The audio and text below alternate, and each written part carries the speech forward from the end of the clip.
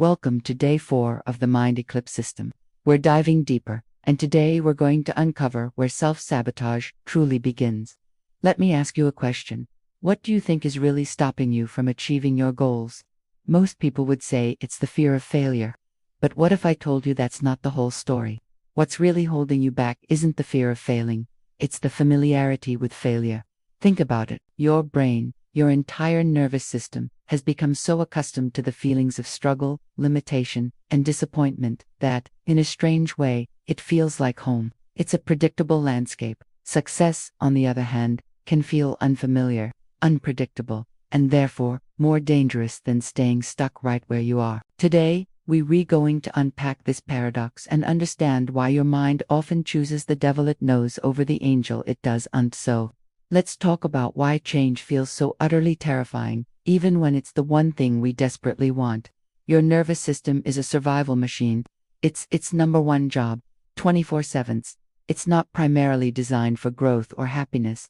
It's designed to keep you alive. To do this, it's constantly scanning your environment for threats and sorting every single experience into one of two boxes, safe or dangerous. But here's the crucial misunderstanding, the glitch in the system. Your brain defines safe as what is familiar. It does not define safe as what is good for you. This single distinction is the root of so much self-sabotage. This is the reason why people stay in toxic relationships that are emotionally draining but feel familiar, rather than risking the vulnerability of a new love that feels completely unknown. This is why people stay in jobs they hate, day after day, year after year, because the misery is predictable, rather than pursuing a career they might actually love, which is filled with uncertainty. And it's why we stick with habits that we know are harming us, whether it's poor eating habits, procrastination, or negative self-talk, rather than developing the habits that would heal us. Why? Because the familiar pain feels safer than the unfamiliar path to joy. Your subconscious mind has learned some hard lessons over the years. It has learned that pain is predictable, but joy might be temporary. It's learned that struggle is a constant companion, but success might just be a fleeting moment followed by a greater loss. It has learned that being small and staying quiet is safe, but being powerful and visible might invite attack, judgment, or jealousy. Now, it's important to understand these aren't conscious thoughts you're having. You're not waking up and thinking, "I'd rather be miserable today." These are deeply embedded, automatic trauma responses that were formed long ago with one single intention: to protect you. Let's go back in time for a moment. Maybe when you were a child, you got really excited about something your drawing you made, a good grade, a new friend, and your excitement was met with disappointment, dismissal, or even punishment. So, your young brain learned a powerful lesson: don't get your hopes up. It only leads to pain. Or maybe when you succeeded at something, you were met with criticism. Don't get a big head, they'd say. Or you faced jealousy from siblings or friends. So, your brain learned another lesson: success brings problems. It's better not to stand out. Perhaps when you tried to be your authentic, goofy, wonderful self, you were rejected or told to be quiet. So your brain learned, hide who you really are. It's not safe to be seen. Your self-sabotage isn't a sign of weakness.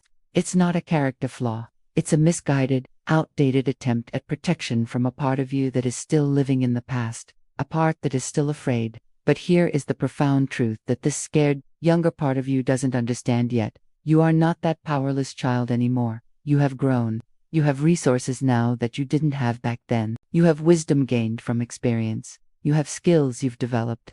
And you have choices and agency that simply were unavailable to you when those protective patterns were first formed.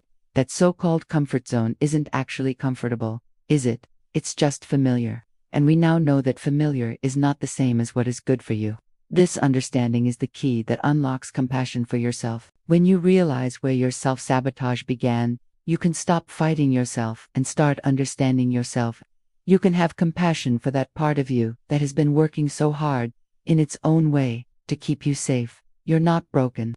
You're not flawed. You're just operating with outdated software. In phase 1 of the Mind Eclipse System, this is what we do. We honor the protective intention behind these old patterns, while also recognizing that these strategies are no longer serving our highest good. Then, in phase 2, you'll learn the tools to gently but firmly override these old programs and install new ones that align with the life you want to create now.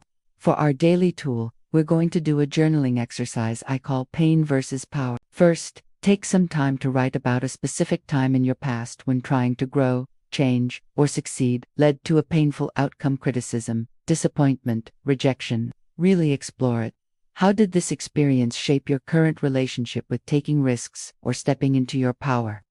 Then, in the second part, I want you to write about who you are now. List your current resources, your wisdom, your strengths, your support systems. Now, imagine facing that same situation today as the person you are now. How might it turn out differently? This exercise helps bridge the gap between your past self and your current, more powerful self.